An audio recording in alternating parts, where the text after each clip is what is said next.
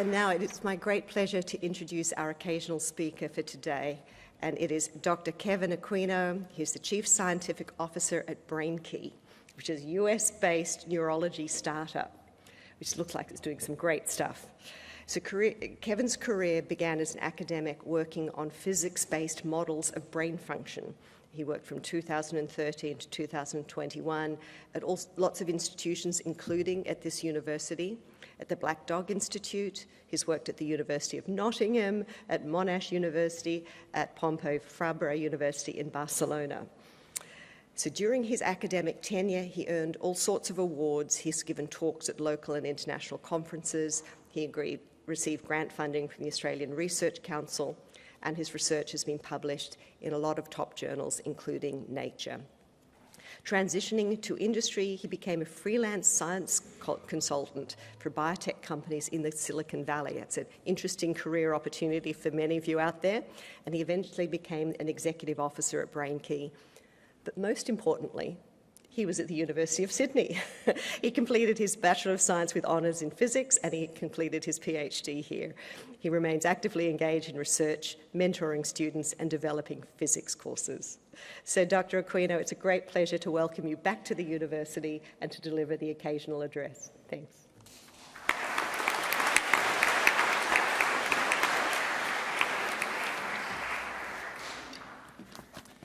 Thank you for that introduction. I would like to begin by acknowledging the presiding officer, Pro-Chancellor Dr. Lisa McIntyre, Associate Dean, Faculty of Science, Professor Kate Jolliffe, staff, distinguished guests, graduates, families, and friends. Congratulations to you graduates. It is an honor to be given this occasional address celebrating your graduation. Today is also a celebration of not just the work you put in, but an appreciation for everyone involved. It really is a sum of parts, from your parents to your friends, your teachers, professors, and mentors along the way. When you look back at education, your life from primary school until today, every day, your direct study, whether you're conscious of it or not, has been influenced by the world around you. You might think that the world and your educational and then work career are separate, but I'll tell you now, they are not. They are more intertwined than you might think. You probably know the old adage, if you enjoy your job, you won't work a day of your life. I really don't like this saying. I prefer to say your life will impact your career. Your career will impact your life. It's up to you to control it, embrace it. My career has been swayed by events in my life. You might have all had a moment when you're deciding on a degree or career. For me, I'll set the scene. I was in year 8. It was a rainy day in the southwestern Sydney suburb of Fairfield. Our science teacher was sick, so we had a non-science substitute teacher, and she rolled out a TV with a VHS player and a documentary about the cosmos. Probably showing my age there. It starred Stephen Hawking and was specifically about the study of black holes. In this documentary, I saw all the pieces fit together. I could use my mathematics to study and solve the problems of the universe. From that day on, I wanted to be like them. Specifically, I wanted to be a physicist. That reinforced my love for mathematics. It wasn't for accounting, it was to solve grand problems. I made sure I did extra mathematics questions, took accelerated classes, and really dig into the program. The plan was set. Get to university and become an astrophysics professor at the University of Sydney. That was my plan for the rest of high school. But along the way, in year 10, my mother was diagnosed for a neurological disorder called multiple sclerosis. This was an important moment in my life, and I didn't realize its impact until years later. You see, her diagnosis was not straightforward. She went to her GP complaining of symptoms. Her GP heard her symptoms, and by the end of the consult, she was given a prescription of antidepressants. For many of you in the audience who are graduating with neuroscience, health or psychology majors, you'll be aware of the common but also divergent symptoms. She didn't agree with this diagnosis. She advocated for her own health, sought multiple opinions to finally find someone who put her on the right diagnosis. With help, she is here sitting today, 25 years later, in the audience. If it wasn't for her advocacy and her strength, it might have been a vastly different story. When this happened, I understood the gravity of the situation, but it empowered me to use my mind for good and propelled my studies to be the best I could be. In my mind, it was still astrophysics. I got accepted into this university in 2003 and picked all the subjects to follow this pathway. It wasn't until a talk by my future mentor, Professor Peter Robinson, that changed the pathway of my career. He talked about a new branch of physics I've never heard of before, brain physics.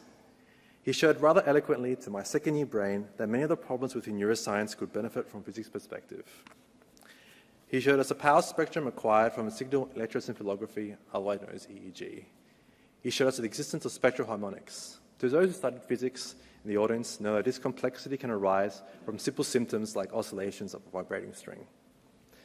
The detail is unimportant. The point here is that physics is not only useful, but powerful when understanding one of humans' final frontiers, inner space. My life influenced my career. I found my focus.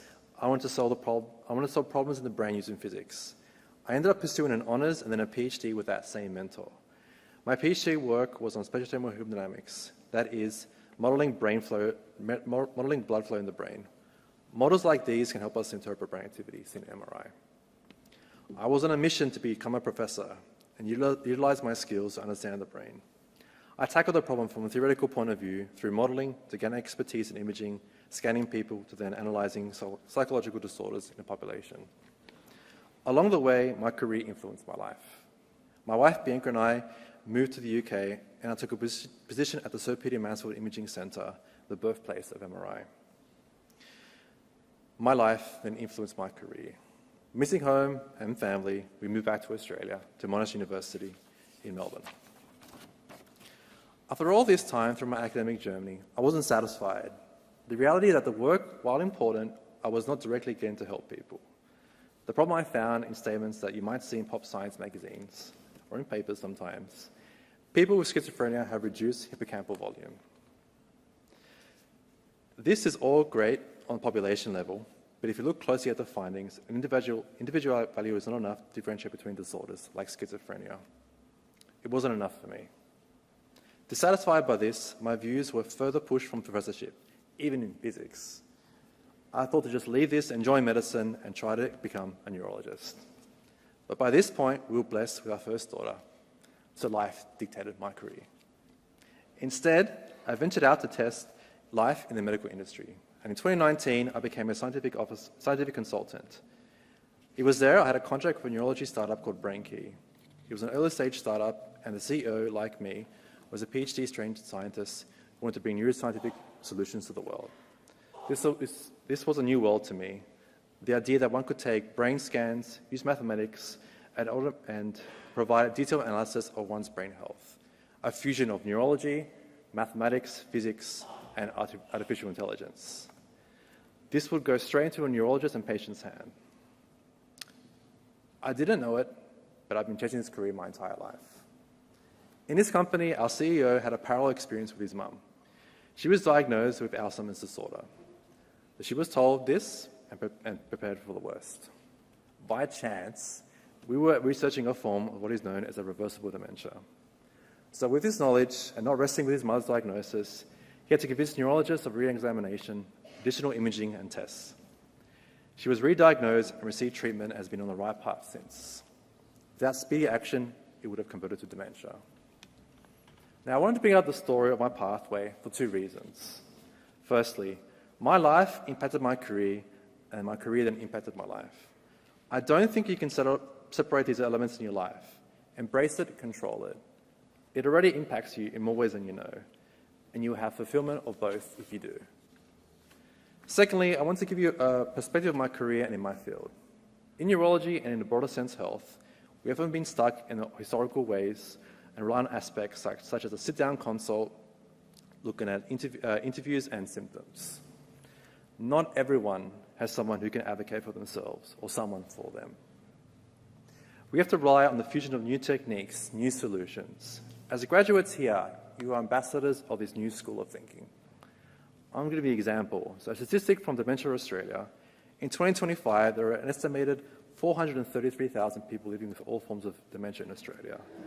This figure is projected to increase to an estimated 812,000 by 2054. We can't sustain these numbers by the old way of thinking. This, along with other health challenges, we need people like you to lead and drive change, to build software, to update diagnosis, to empower patients. Have courage in forming change. follow your passions, listen to your life. It might not be dementia, neurology, psychology, or even health. Tomorrow's problems will be solved by the people sitting in this room. So go out, use your degree, embrace the influences in your life and career. Thank you, and congratulations again, and good luck.